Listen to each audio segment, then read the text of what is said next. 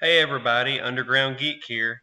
So I'm doing a little. I think it's like I'm gonna turn into like a top five of the Green Lanterns of Earth, and I'm doing it just Earth because there's way too many lanterns out there, and there's not enough information on some of them.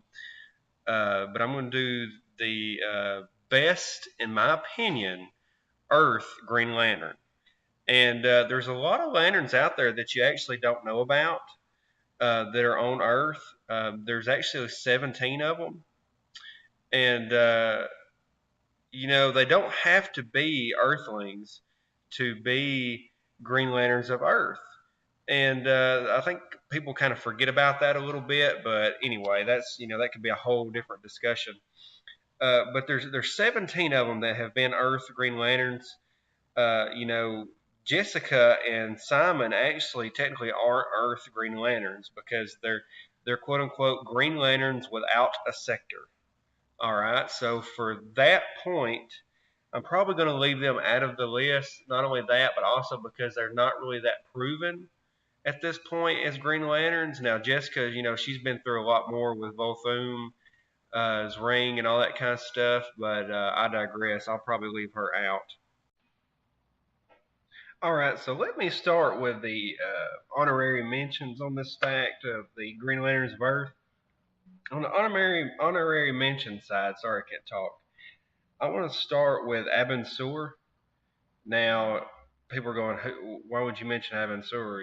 Obviously he's not human and everything. Well, he was the Green Lantern of that sector. If you know anything about Green Lanterns, they have certain sectors, with the planets in that sector, and then they're kind of like galactic policemen. Well, Abin Sur was the guardian of that sector until he died, and of course, Hal Jordan got the ring. Well, I want to mention him just because Abin Sur is like a legend. I mean, he's the one that defeated the Lantern of Fear and all that good stuff. And I mean, he's got a really great background. He kind of reminds me a little bit of John Stewart, not as aggressive, but kind of his look and everything. Uh, but yeah, he's great. He's an honorary mention. All right, moving on. Next honorary mention is Alan Scott.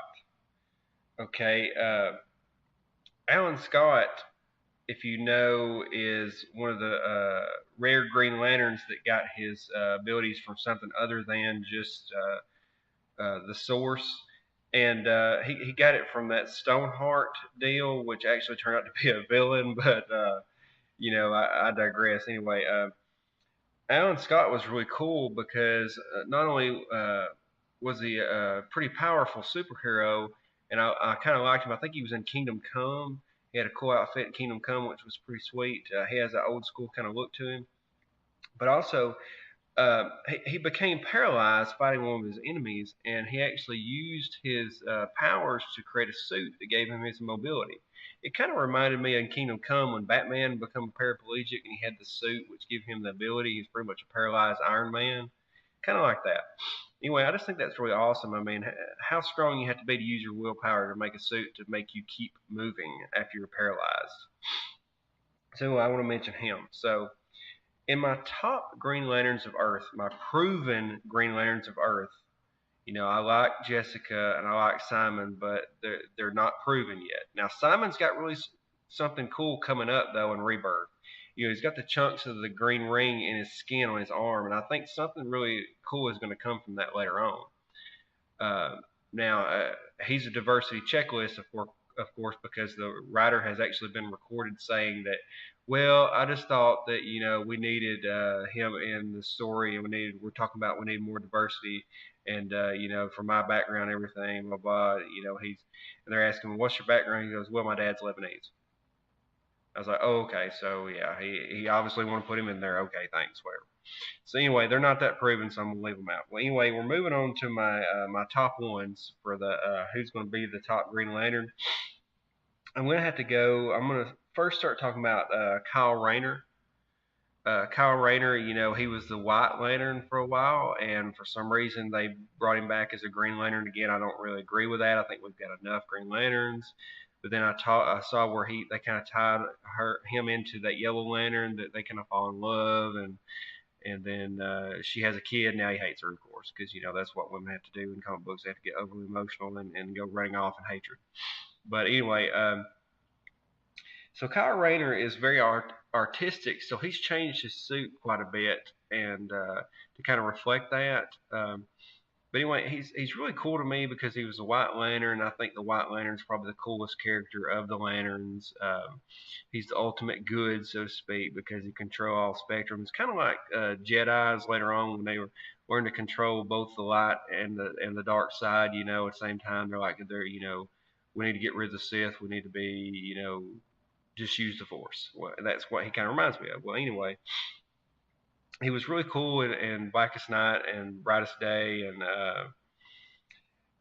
he's just awesome because if you're artistic, your constructs are going to be very cool because they're based on your imagination and your willpower. If you're a Green Lantern, and so he's created some really cool things, and he's fought off some very big bad guys.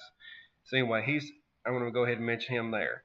Next, I'm going to move on to John Stewart, and what can I say about him? He's a gosh darn American war hero.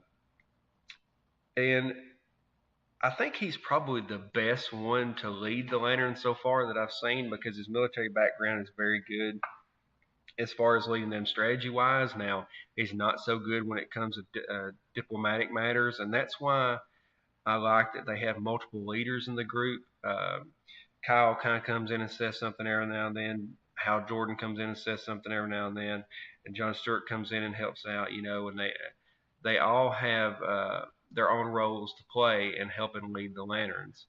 And John Stewart is very good at that. He's very good at leading, and that's why I like him. They say that he has the strongest willpower of any of the Lanterns. They say that, but I'm not sure.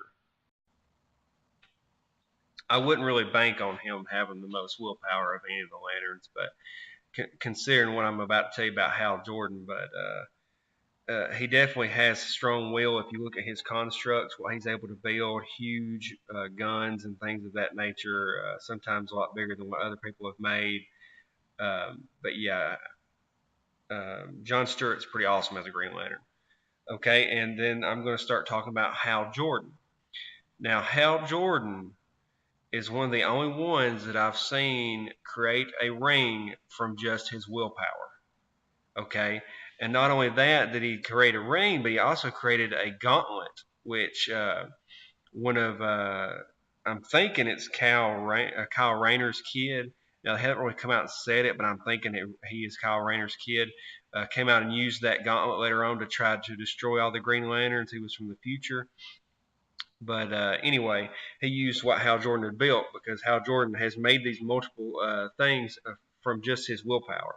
Not only that, but he brought himself back from the dead with just his willpower. And that's pretty great. That's something I've only seen a White Lantern do, and he kind of just keeps pushing the boundaries as far as what you can do as a Green Lantern. Hal Jordan just being the one that everybody goes back to, kind of like when you have different people using something like, let's say you've got all this craziness going on with the Thor hammer right now, and you've got different people that have picked it up and used it and things like that. You always go back to Thor Odinson as being the actual real Thor, okay? And that's kind of the way you go back to Hal Jordan being that Green Lantern. Now, Alan Scott being one of the first ones as far as anybody that reads comics will know about. But Hal Jordan, he's the one he's the go-to Green Lantern. Now, as far as the best Green Lantern out of these groups of lanterns, I'm going to have to quick mention a Guy Gardner. He has been awesome in the rebirth cycle as far as the comics go. I mean, he's one of my favorite lanterns right now as far as they go. Guy Gardner, I mean, he's kind of like, okay, let me just go back and say this. If you were in the Big Brother program, the Green Lanterns is where you would want to pick out your Big Brother from. Every one of these guys just kind of helps each other out, comes in when you need them, and Guy Gardner has been one of those here lately. He beat the mess out of that Yellow Lantern. I can't remember his name. Knocked his tooth out, about knocked his eyeball out, and then they become best friends because that's what guys do. They beat up each other, then they're best friends. Anyway, Guy Gardner, he keeps showing up, and he's kind of like the redheaded stepchild of the Lanterns, but he's pretty awesome. So I'm just go ahead and do a quick shout out to him. Shout out to my man Guy Gardner. But as far as the best Green Lantern, I'm gonna have to go with my man Hal Jordan. I mean, he's just the go-to Green Lantern. Like I said, he brought himself back from the dead. He created a ring, created a gauntlet. Uh, and he straight up beat Sinestro down the last time they fought in Rebirth. Now, of course, Sinestro come back. He's probably gonna come back from the dead and all this kind of blah blah blah because you can't keep a yellow guy down. But Hal Jordan, he's my pick. He's my man. So tell me what you think. Tell me in the comments. Tell me who you would have picked. Give me some feedback on what I can do to make the channel better. I try to do as good as I can as far as budget wise with the microphone and everything, and just do it where I can during my job. But give me some information on lanterns. Tell me what you think. Help me out because I don't know anything. I don't pretend to know everything about comics. So I'm open to criticism.